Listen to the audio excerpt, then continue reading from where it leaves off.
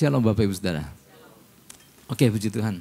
Kita sama-sama belajar apa yang jadi pesan Tuhan buat kita semua. Saya Bapak Ibu Saudara pagi ini.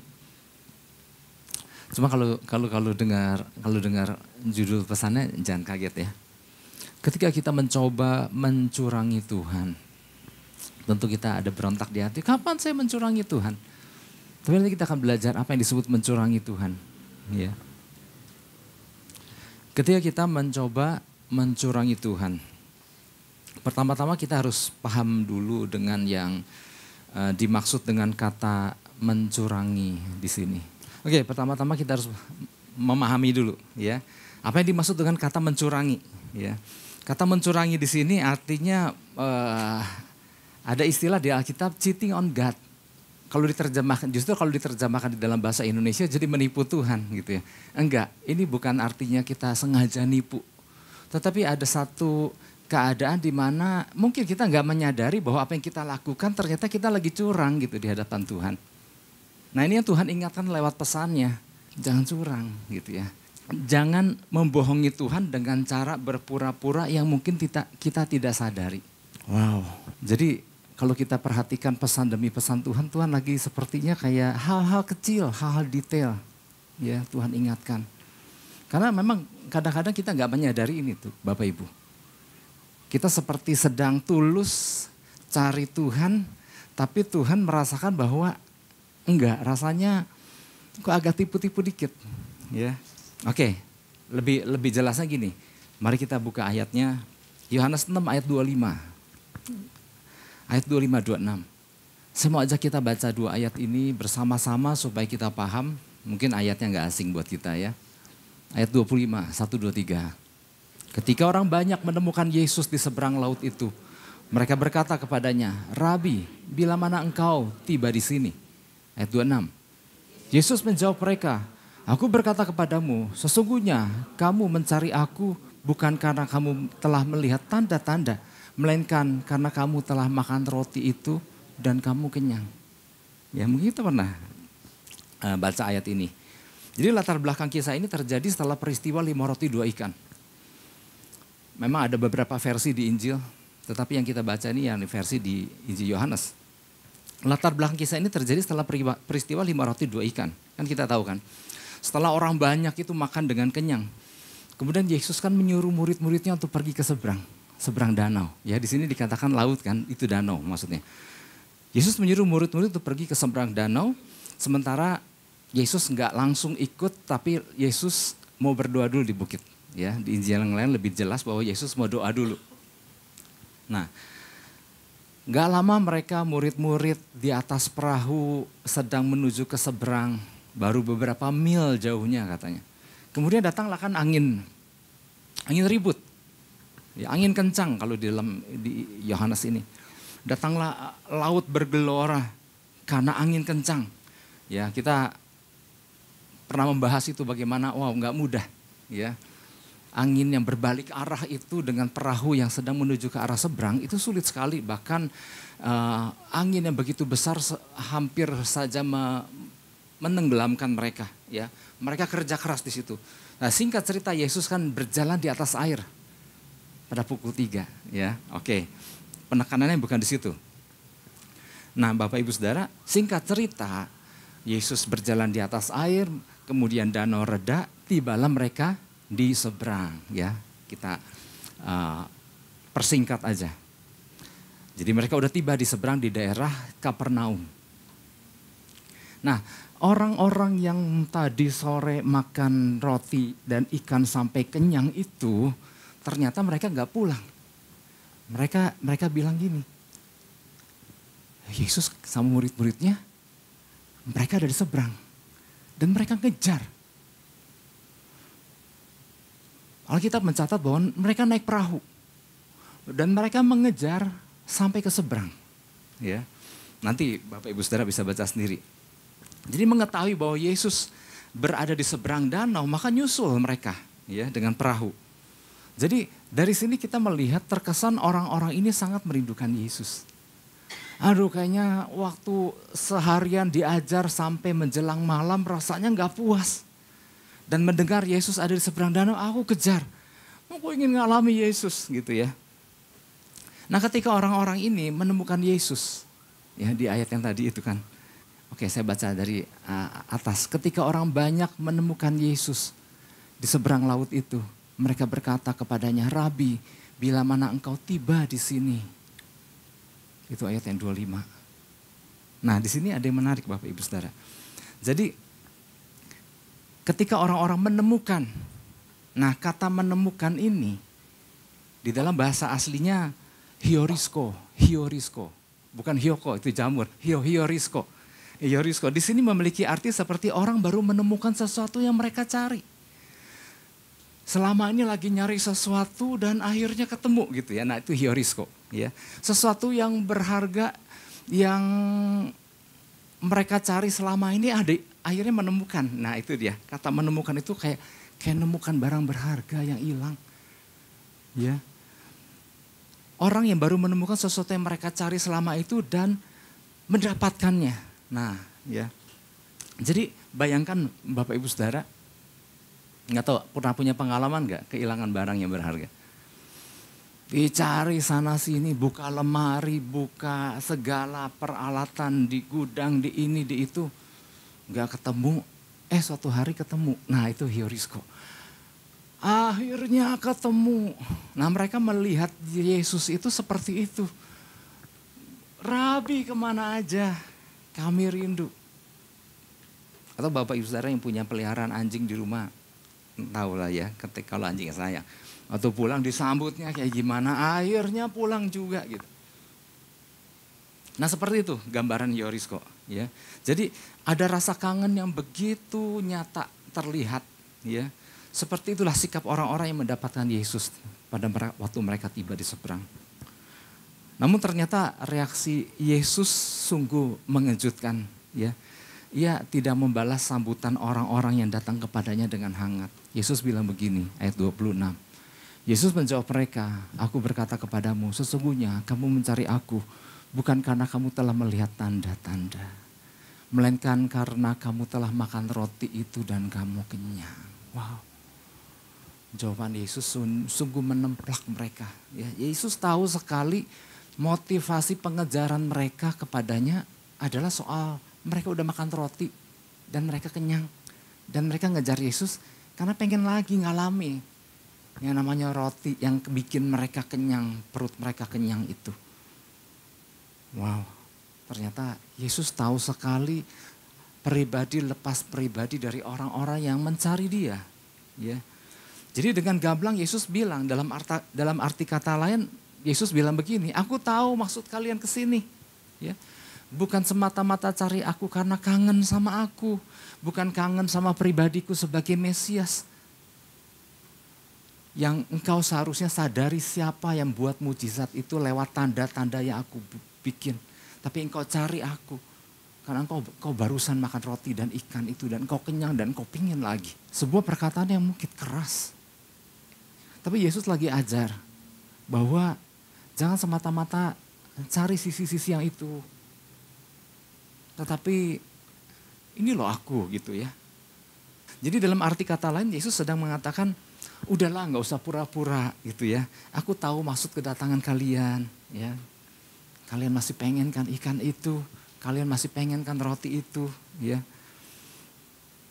Bayangkan orang-orang yang mendengar jawaban Yesus itu mungkin kupingnya merah. Aduh, ketahuan juga nih maksud hatiku ini gitu ya.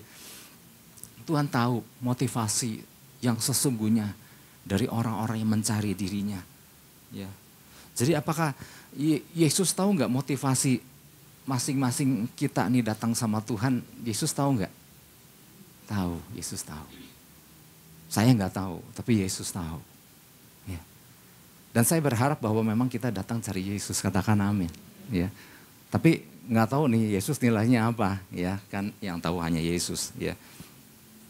Jadi Yesus mengetahui apa yang sedang kita cari sesungguhnya di balik pencarian kita akan Dia selama ini. Jadi lewat pesannya yang Tuhan sampaikan, jangan mencurangi Tuhan, itu sebetulnya mungkin ya kayaknya Tuhan melihat mungkin masih ada orang-orang yang salah motivasi aja dan motivasi itu lagi Tuhan mau luruskan gitu ya. Jadi Tuhan sangat mengetahuinya. Jadi Yesus, Tuhan kita ini nggak bisa dibohongi dengan wajah polosnya kita ini. Enggak, benar Tuhan, aku rindu sama kau. Tuhan bilang oke, ya lumayan, tapi aku tahu hatimu. Ya, inilah jadi pesan Tuhan buat kita Bapak Ibu Saudara. Melalui pesannya ini Tuhan sedang mengatakan kepada kita agar kita memperbaiki motivasi atau tujuan kita datang kepadanya. Ya, setiap kita, saya Bapak Ibu Saudara. Ya. Memang ada ayat yang mengatakan bahwa nggak pernah orang datang kepada Tuhan dan pulang sia-sia. Katakan amin. Nggak pernah sia-sia. Orang yang cari Tuhan nggak pernah sia-sia. Ya. Artinya apabila kita datang dengan motivasi yang benar kepada Tuhan, ada perkara-perkara dahsyat yang Tuhan bukakan. Ada hal-hal dahsyat kok. Ya. Ada hal yang luar biasa yang akan kita peroleh. Nah sebaliknya datang sama Tuhan dengan motivasi yang salah pun Tuhan tahu. Ya, artinya lewat pesan ini Tuhan sedang mengatakan bahwa daripada misalnya Tuhan mungkin dalam bahasa sehari-harinya Tuhan bilangin daripada you datang dengan sikap yang salah dan gak dapat apa-apa. Dan rohani pun gak tumbuh juga. Kenapa gak you sungguh-sungguh datang sama aku? Kurang lebih kayak begitu. Toh waktu juga sama terbuang. Sama dihabiskannya, bukan terbuang seolah-olah kayak sia-sia. Toh waktu yang dihabiskan pun kurang lebih sama. Ya datang pura-pura dan datang sungguh-sungguh misalnya. Toh waktunya sama juga habis segitu. Wah ini sebetulnya kan agak teguran ya, ini agak keras nih sebetulnya kan. Nah memang Bapak Ibu Saudara gak sedikit orang percaya datang sama Tuhan semata-mata adalah soal tentang dirinya. Perutku perlu dikenyangkan. Ya. Saya pernah ketemu dengan orang ketika saya melayani di beberapa gereja, diundang. Saya ketemu dengan orang yang sama terus. Ya karena ternyata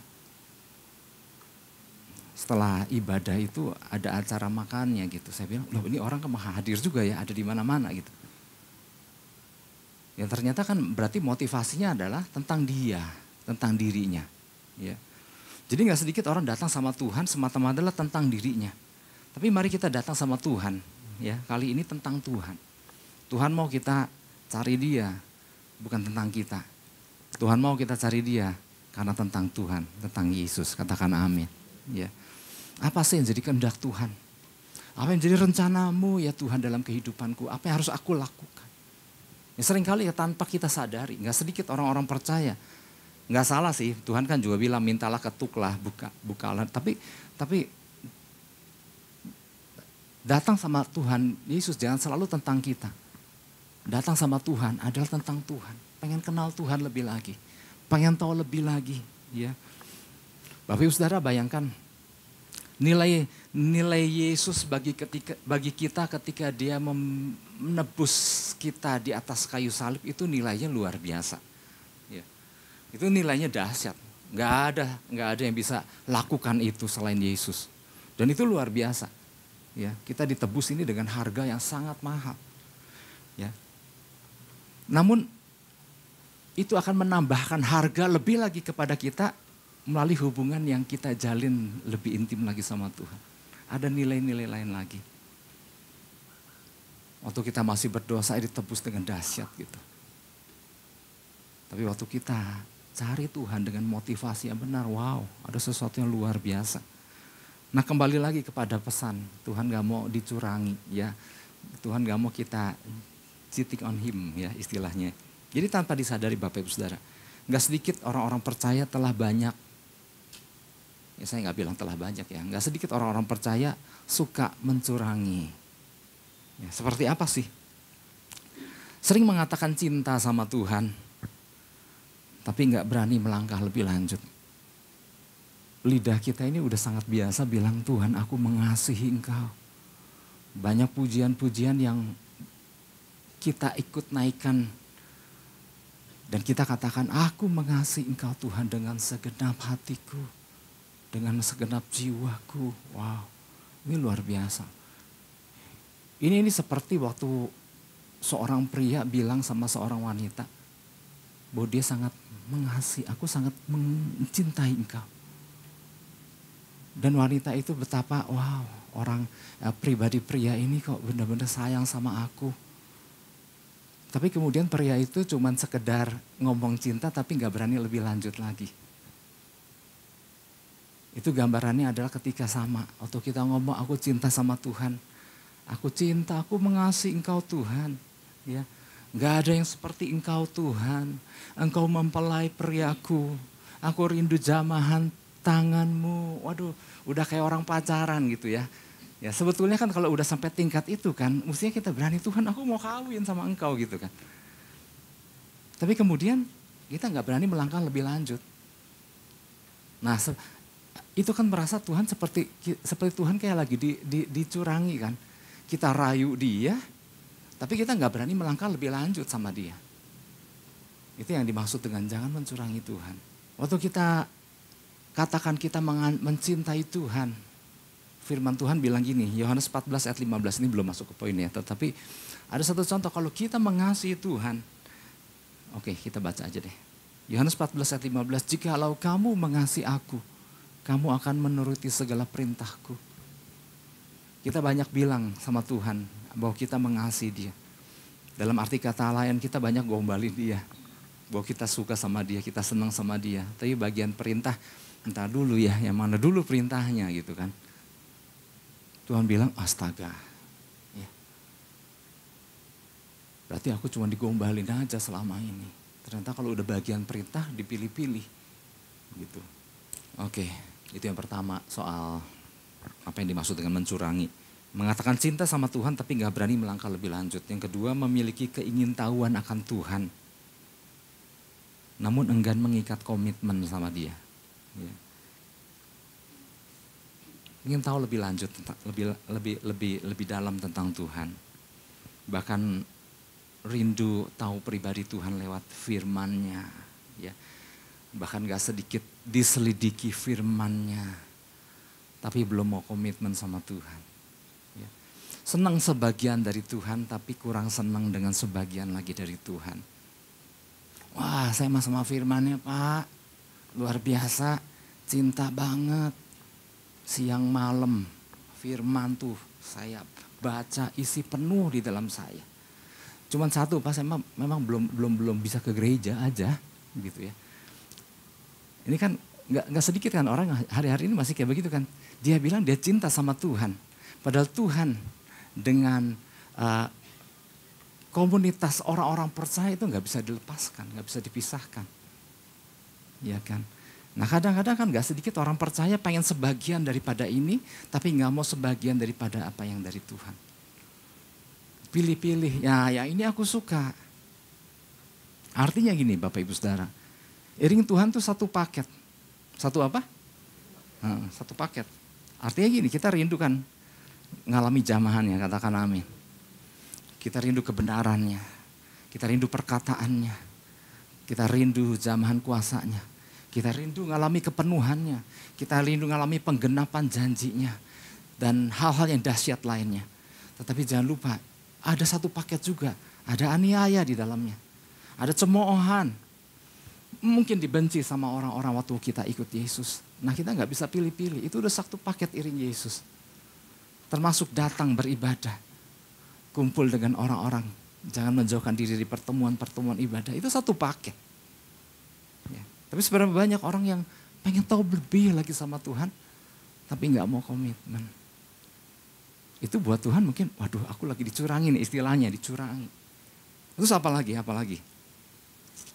Ingin memiliki apa yang Tuhan janjikan, tapi nggak berusaha untuk kenal pada Tuhannya. Jadi ingin janjinya, tapi nggak ingin kenal sama Tuhannya. Ini gambarannya kayak hari-hari ini kan media sosial kan hampir semua orang lah punya media sosial. Dan mereka mengikuti kan tokoh-tokoh tertentu, tokoh-tokoh favorit mereka kan. Makanya aku ikut dia, aku follow ini, follow si A, si B, si C. Dan apa yang kita lakukan? Kita ikuti perkembangan orang tersebut. Gaya hidupnya, berpakaiannya, dandanannya gitu ya. Mau gak sih kita kenal lebih lagi sama orangnya? Oh enggak, susah, mana kenal sama dia. Udahlah aku ikutin ini aja, susah. Nggak mungkin aku bisa ketemu sama dia. Nggak sedikit kan orang memperlakukan Tuhan kan kayak begitu kan. Pengen tahu lebih banyak tentang Tuhan tapi nggak mau kenal lebih lagi. Pengen lihat aksesorisnya apa sih yang indah-indah dari Tuhan. Nggak salah dengan itu, tapi mari belajar kenal langsung juga gitu. Ya. Ini Bapak Ibu Saudara, ini yang hal-hal yang membuat Tuhan seperti dalam tanda kutip kayak dicurangi, ya, kayak nggak tulus.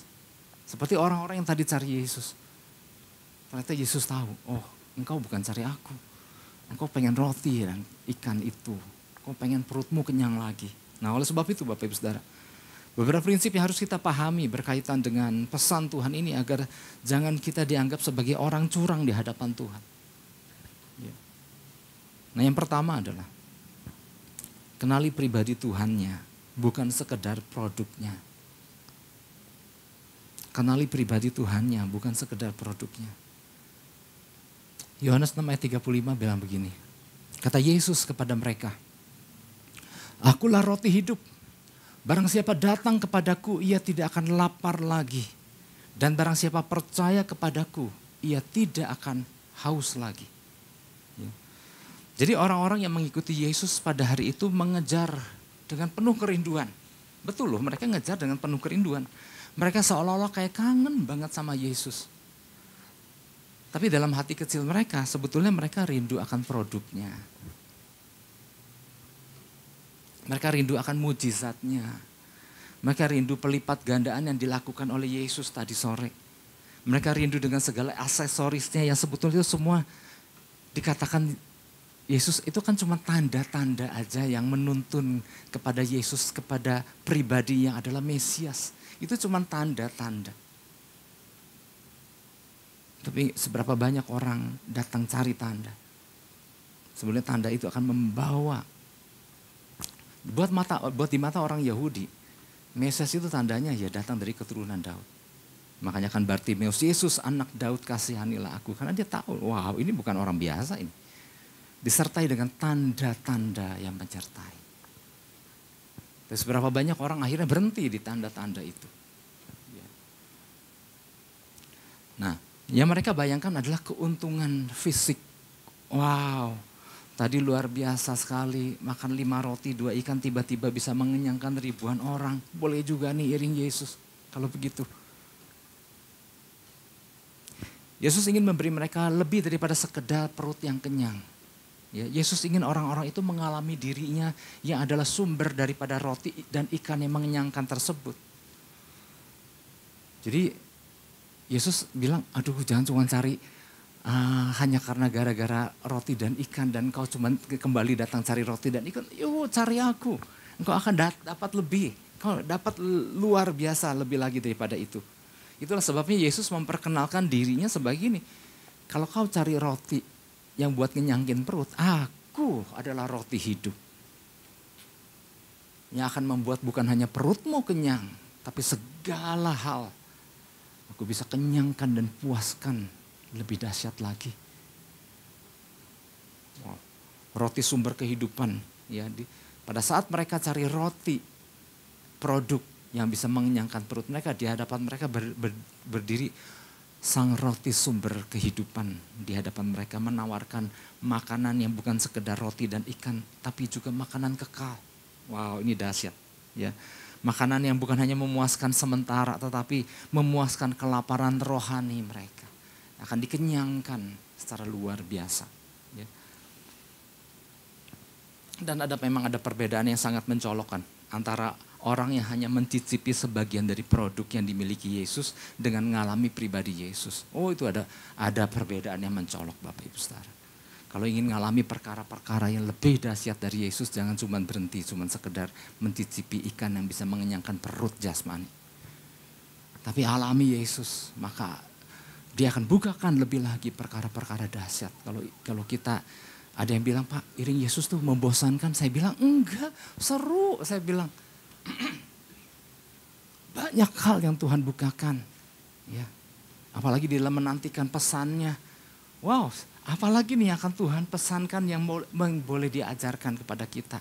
Mungkin dia tegur kita, apalagi untuk apa supaya kita lebih benar lagi. Maksudnya lebih baik, menjadi pribadi yang lebih baik lagi. Untuk nangkep lebih lagi apa yang jadi rencana Tuhan dalam kehidupan kita. Ya, ya tanpa disadari gak sedikit orang percaya malah lebih suka ngejar sebagian kecil dari produknya yang mereka pikir cukup. Cukup dengan itu, udah Tuhan cukup itu aja. Roti yang bisa mengenyangkan perutku cukup. Ya.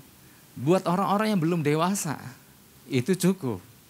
Buat anak kecil, kasih permen cukup. Ya. Tapi jangan lupa, Tuhan mau ada pertumbuhan terjadi dan yang dikejar bukan permen lagi. Tetapi sang pencipta permen, sang pembuat permen itu istilahnya ya, kalau pakai istilah permen. Ya. Yesus ingin orang-orang yang mengiring dia untuk mengalami pribadi Yesus dan membawanya kepada hal-hal yang luar biasa. Sehingga kita nangkep tujuan pemilihan kita sama Tuhan itu apa. Sehingga kita ngerti untuk apa kita tinggal di dunia untuk sementara ini. Karena kita nangkep panggilannya. Tuhan pilih kita karena sebuah tujuan. Karena sebuah tanggung jawab. Karena keberadaan kita di bumi ini. Ya. Dari sini kita bisa melihat kisah tentang perempuan Samaria. Siapa sih perempuan Samaria? Benar-benar gak diperhitungkan. Bahkan dia ngambil air, sering kita dengar pembahasan itu. Saking dia merasa dikucilkan, saking dia merasa tidak dianggap oleh orang-orang sekitar. Sehingga dia memutuskan daripada dicemooh karena dia punya suami. Pernah punya 5 dan 1 yang tinggal bersama dengan dia pun bukan suaminya. Jadi dia memutuskan perempuan Samaria ini mengambil air pada tengah hari, pada saat lagi panas-panasnya. Ya jadi kita bisa membayangkan perempuan Samaria ini benar-benar, ya ampun, seorang yang nggak dilihat mata lah, nggak diperhitungkan, bahkan orang memandang rendah dirinya. Tapi lihat, setelah perjumpaan dengan Yesus di sumur Yakub, ternyata Yesus lagi nunggu perempuan itu di sumur Yakub. Dan Yesus bilang, aku butuh air. Lalu dia bilang, ngapain orang Yahudi minta air sama orang Samaria kan? Terus Yesus bilang, kalau kau tahu dengan siapa engkau bicara, wow, engkau akan mengalami perkara-perkara luar biasa. Nah kemudian Yesus bilang begini ya, Yohanes 4 ayat 13, jawab Yesus kepadanya, barang siapa minum air ini, ia akan haus lagi. Nah, jadi kalau bicara dengan air sumur jasmani yang cuma buat melepas dahaga, engkau akan haus lagi. Ayat 14, terus Yesus lanjut. Tapi barang siapa minum air yang akan kuberikan kepadanya, ia tidak akan haus untuk selama-lamanya. Sebaliknya air yang akan kuberikan kepadanya akan menjadi mata air di dalam dirinya. Yang terus-menerus memancar sampai kepada hidup yang kekal. Dalam arti kata lain, kalau kau cuma minum air dari sumur ini, kau haus lagi. Tapi kalau kau mengalami aku, ada sumber mata air yang gak akan pernah habis. Dan perempuan ini ngalami, perempuan Samaria ini ngalami perjumpaan dengan Yesus, dia ngalami air yang bukan cuma sekedar air dari sumur timba itu, sumur Yakub itu. Tapi dia ngalami air yang dari Yesus. Ya. Perkenalan Yesus yang tadinya hanya dianggap seorang rabi biasa. Kemudian dia mengenali ternyata ini bukan rabi, ini nabi. Ternyata berlanjut, oh ini Mesias. Ngalami pribadi Yesus. Dan apa yang terjadi Bapak Ibu Saudara? Dia nangkep panggilan dia. Aku akan memberitakan kabar baik bahwa aku berjumpa dengan yang namanya Mesias ini. Aku akan pulang ke kotaku dan memberitakan kepada orang-orang Samaria. Aku telah berjumpa dengan Mesias itu. Wow Bapak Ibu Saudara. Ini yang Tuhan inginkan. Bukan cuma sekedar ngalami icip-icip produknya. Tapi waktu seorang ngalami pribadi Yesus, oh dahsyat. Ngalami hal-hal yang maksimal. Ya, artinya Tuhan maksimalkan hidupnya. Perempuan Samaria yang gak dipandang mata ini, hidupnya Tuhan maksimalkan menjadi alat Tuhan. Setelah berjumpa dengan pribadi Yesus yang adalah sang air kehidupan itu. Ini yang Tuhan inginkan, jadi jangan cuma sekedar puas dengan icip-icip itu. Air-air atau roti-roti seperti istilah tadi di Yohanes 6. Makanya kenapa Bapak Ibu Saudara, Tuhan itu sangat senang dengan yang namanya pribadi Daud. Daud tahu banget, dia kejar hati Yesus. Kisah Rasul 13 ayat 22 bilang begini, setelah Saul disingkirkan, Allah mengangkat Daud menjadi raja mereka. Tentang Daud Allah telah menyatakan, aku telah mendapat Daud bin Isai, seorang yang berkenan di hatiku dan yang melakukan segala kehendakku. Man after my own heart, orang yang ngejar hati Yesus. Daud udah gak cari aksesoris lagi, aku pengen roti dong buat perutku, oh enggak. Dia langsung kepada kedalaman pribadi Yesus, dia kejar. Dan ini membuat Tuhan senang kan. Daud kejar hati Tuhan, ini yang membuat Tuhan senang. Ya. Aku telah mendapat Daud bin Isai, seorang yang berkenan di hatiku. Waduh, Tuhan senang banget. Ada orang yang cari pribadinya, ngejar hatinya. Dan yang mau melakukan segala. Kan? Kalau ngejar hatinya, nangkep kehendaknya. Mari kita sama-sama belajar. Ya, saya rindu. Wah, ini loh. Daud datang tanpa ada agenda-agenda. Cuma cari sedikit, sebagian dari produknya Tuhan. Enggak. Daud cari Tuhan pribadinya secara keseluruhan. Dan Tuhan sangat suka sekali dengan model orang yang kayak begini. Ya. Jadi ini yang Tuhan rindukan, hubungan yang dijalin. Ya. Bukan semata-mata keuntungan lahiriah, tetapi ada hubungan yang dijalin. Makanya Bapak Ibu Saudara, ada satu yang menarik. Orang yang ngejar hati Tuhan, orang yang ngejar hati Tuhan bebas tantangan enggak? Ya enggak, tetap aja. Ya, tantangan, halangan, rintangan, problema, tetap, ya, bukan artinya orang yang ngejar hati Tuhan bebas dari masalah, enggak, sama aja. Tetapi bedanya, waktu dia kejar hati Tuhan di tengah keadaan tersulit sekalipun, wow, sampai Tuhan hatinya tuh tersentuh sekali. Ya, kalau kita buka Mazmur 63 ayat 1. Mazmur Daud ketika ia ada di padang gurun Yehuda. Nah, ini sebetulnya Mazmur 63 ini adalah Mazmur ketika Daud lagi dikudeta sama Absalom. Dan kita tahu kalau kita baca kisahnya, waduh itu benar-benar sebuah peristiwa. Ya bapak diusir, bapak udah raja diusir sama anaknya yang pengen tahta bapaknya. Dan si anak gak segan-segan untuk bunuh bapaknya. Dan Daud ngalah, Daud pergi kepada bahkan berjalan di padang gurun. Haus gak jalan di padang gurun? Oh haus, butuh air. Mazmur Daud ketika ia ada di padang gurun Yehuda, ya Allah, Engkaulah Allahku, aku mencari Engkau. Jiwaku haus, perutku haus sama air. Bilang gitu enggak? Enggak ya, dia bilang gini, jiwaku haus kepadamu, tubuhku rindu kepadamu, seperti tanah yang kering dan tandus tiada berair. Dia bukan cari air untuk melepaskan dahaganya nih. Aduh memang haus ya, kita bisa bayangkan. Gak usah ke padang gurun, sekarang Bandung pun agak lumayan panas. Rasanya pengen minum terus. Waktu Daud ngalami ini, bukan cuma sekedar haus, lagi menjauh dari anaknya yang mencoba mengejarnya. Suatu keadaan yang sangat gak mudah. Yang dia hausin apa? Dia haus akan Tuhan. Wow, ini luar biasa sekali.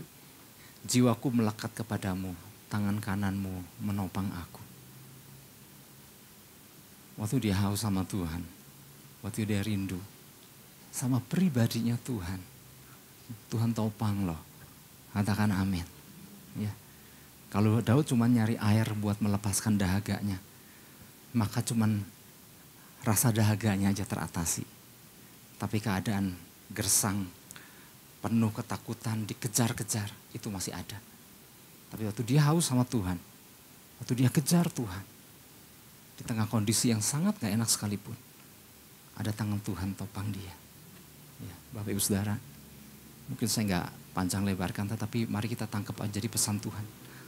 Pesannya seolah-olah kayak negur keras, ya, ketika kita mencoba mencurangi Tuhan, tapi kita ngerti sekarang. Bukan maksud sengaja kita mencurangi Tuhan, tetapi ternyata di sini kita dibukakan. Kadang kita nggak sadari, kadang orang percaya nggak sadar. Cuman cari sekedar aksesorisnya, tapi Tuhan bilang, kejar aku, dapatkan aku. Kalau kau minum aku, kau akan gak pernah haus lagi. Kalau minum air yang daripadaku, kalau kau minum air dari timba sumur ini, kau haus lagi. Dan Yesus katakan, akulah roti hidup. Kau gak akan pernah haus, lapar lagi. Kau gak akan pernah haus lagi. Kau udah kukenyangkan waktu engkau dapatkan aku. Yang mau kejar Tuhan katakan amin. Kita beri tepuk tangan buat Tuhan Yesus. Haleluya.